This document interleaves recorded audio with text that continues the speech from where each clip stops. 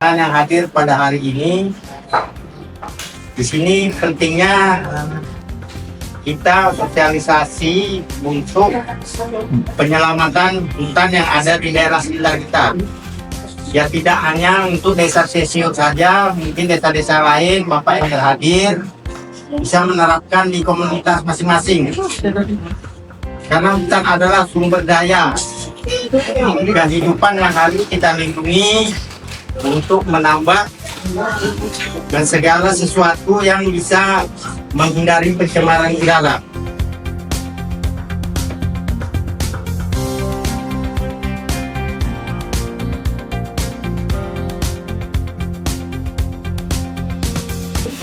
Jadi kalau ini Bu, saya jelaskan juga satu. Ini ada 5 skema untuk perhutanan sosial.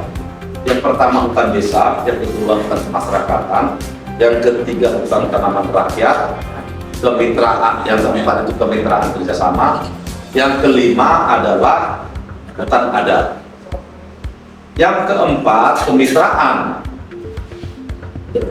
Kemitraan kerjasama ini tidak berlaku di kawasan hutan lindung dan hutan produksi.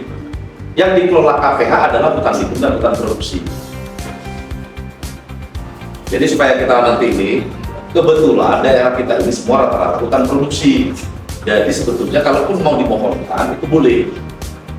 Dan setelah Bapak Ibu mendapatkan izin dan dengan luasan yang sudah ditentukan, Ibu semua harus bertanggung jawab penuh terhadap izin tersebut. Kalau ada perubahan sebetulnya, kami akan mempersyaratkan yang punya izin. Kenapa tidak dijaga?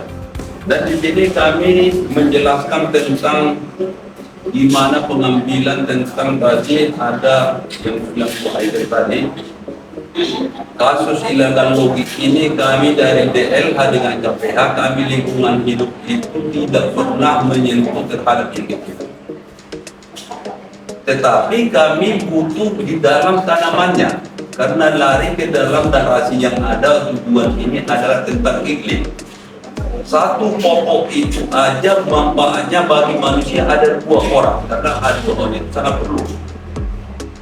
Disinilah peran masyarakat itu terhadap menjaga lingkungan, terlebih-lebih tanaman mangrove, terlebih-lebih untuk berkembang biaknya biota yang ada di dalam sungai atau laut.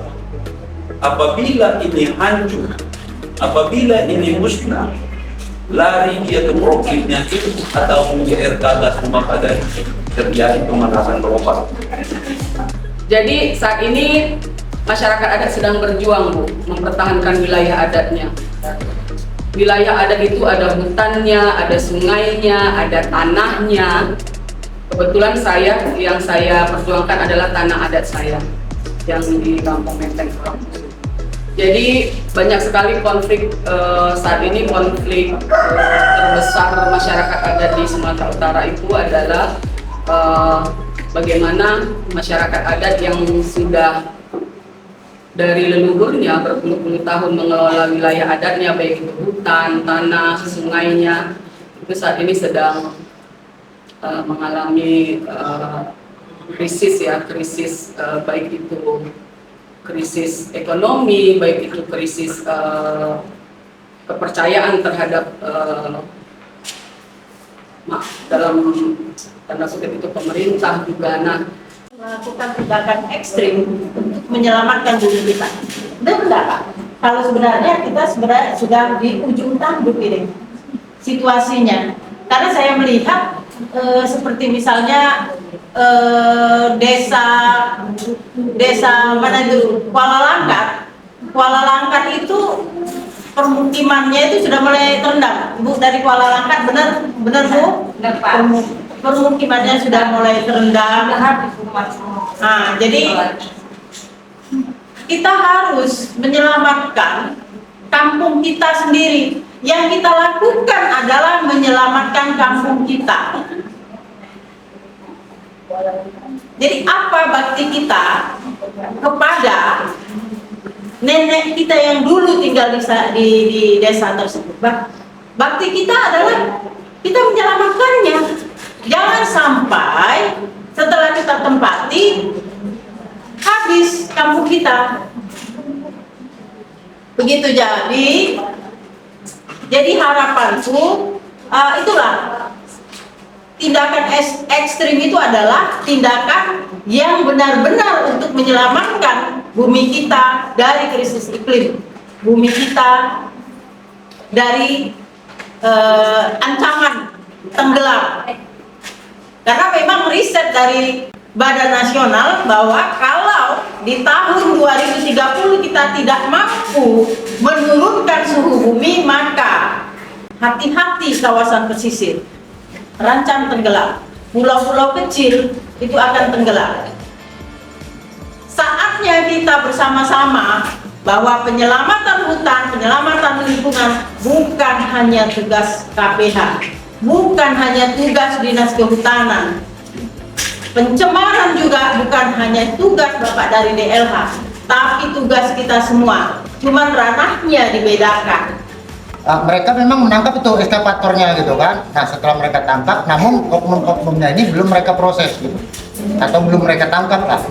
Nah akhirnya timbullah kegeraman di masyarakat, yang dimana di saat itu di hutan itu telah terjadi yang namanya pemacakan bangunan seperti barak kan gitu kan. Nah jadi itu dirubuhkan tuh gitu di posisi hutan di jalur hijau tadi gitu. Nah setelah dirubuhkan bahkan ditangkap itu masyarakatnya tuh gitu.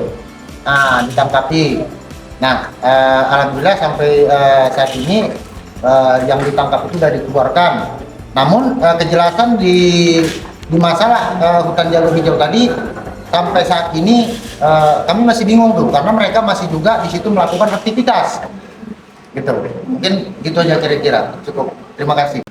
Kalau di kehutanan tidak mengenal jalur hijau dan jalur putih. Yang kami pahami adalah hutan lindung dan hutan produksi. Terkait laporan masyarakat ke Kapolda, menurut informasi ini sudah di tahap penyidikan. Tapi terhadap pasal pengerusakan yang seperti saya jelaskan tadi, kita tidak ranah kita untuk mengeksekusi. Kami polisi kehutanan saja tidak boleh langsung serta-merta langsung merusak bangunan atau apapun yang dibangun di situ. Kalaupun itu kita persangkakan itu dilakukan secara ilegal, itu akan cukup menjadi barang bukti. Dianggap mencampuri, Pak, atau mengintervensi atau menggiring logika. Makanya dilematis kami di negara dunia seperti itu. Jadi kalau contoh, ada Pak ditangkap ini katanya. Serba salah Pak kalau sudah ditangani orang yang lebih. Nah, dalam konteks ini kita ingin membuat kesepakatan bahwa itu diketahui oleh dari DLH maupun dari KPH bahwa kita yang hadir di sini adalah orang-orang yang melakukan penyelamatan lingkungan, penyelamatan hutan dari illegal logging dan alih fungsi.